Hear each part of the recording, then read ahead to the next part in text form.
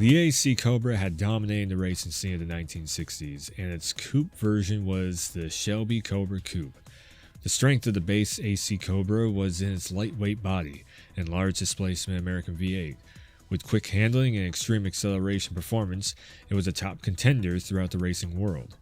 However, its open body was a detriment aerodynamically, and it did not do as well in high-speed tracks. It essentially lagged in the Le Mans 24-hour race with its long straightaways, and Shelby American, who had expanded to racing in Europe, was in need of a Cobra with better aerodynamics. The coupe body, designed by famed designer Pete Brock, had a large nose to contain the 4.7-liter V8 with a short deck ending soon after the rear tires. It was full of cutting-edge aerodynamic designs, including the Coda Tronca design with its vertically cut-off rear end. Thanks to this new body, the car, which had almost the same specs as the original AC Cobra, aside from some suspension improvements, achieved a top speed that was 18.6 miles an hour faster than the original. Its racing performance was spectacular, showing incredible results in big events held in North America and GT class racing events in Europe within a short span of 2 years. With its flowing coupe body and fabulous performance, along with its rarity, with only 6 cars ever being produced, the Shelby Cobra Coupe maintains popularity as a legend in racing history.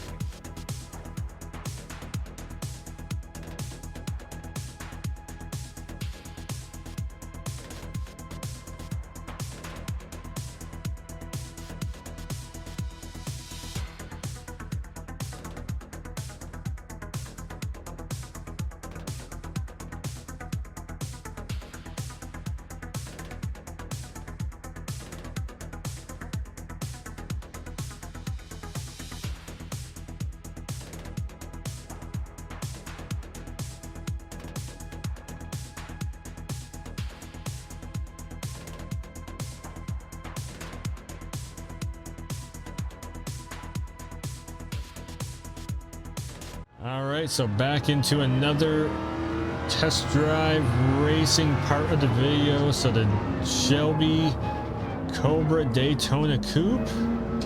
We're gonna be going against a few of them here, along with a whole bunch of other ones. A Stingray concept, nice, 59 Stingray. Alright, so again, this is a stock car with just the wheels put up. Look at this, 2 and 4 Honda, very cool. 1971 AMG, that will be, you're getting some previews of some cars for some other videos, but yes, since this is the Daytona car, Daytona Coupe, I figured what better way to celebrate it and to try and get a couple laps in with it than at Daytona itself. So we are going to try and get the highest up on the board, again with a bare bones stock version of the car. We'll see how it handles, how it can get around the track. This is a race car of its own. So up on the legendary Daytona track itself, we're gonna sling past pretty much all the competition, except for there's a first placeman somewheres way up there. If you've ever run a NASCAR game, you know Daytona very well. All right, I'm not quite sure how much breakage I need on this. What we got for man, that was not giving me any traction whatsoever at all. And so one thing that you definitely start to notice when you're doing race cars like this is the traction on the track for when they're stock, not a whole lot, so you have to be very careful going around the corners of not to push the car too much. Again, if you've done any NASCAR, you know these turns. This is the quintessential race of all races. So what are we looking at? A Charger Hellcat Pace Car Edition, I do believe that is. So, here we go. We're gonna see if we can't get up to It's a security car, I guess.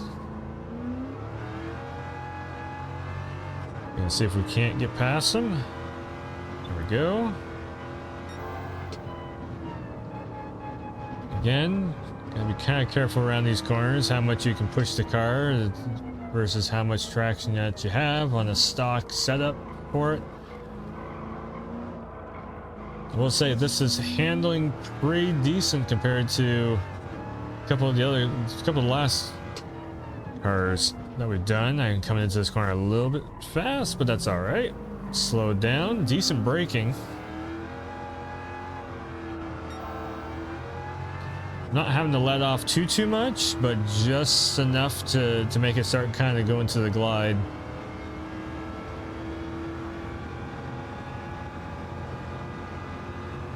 So again, these cars are fully made with full realistic technology, 3D scanned in. So well done.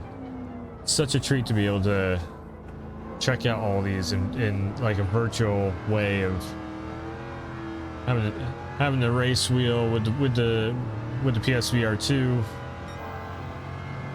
Actually be able to experience just sitting behind the seats of all these old classic legendary muscle cars and racers and everything.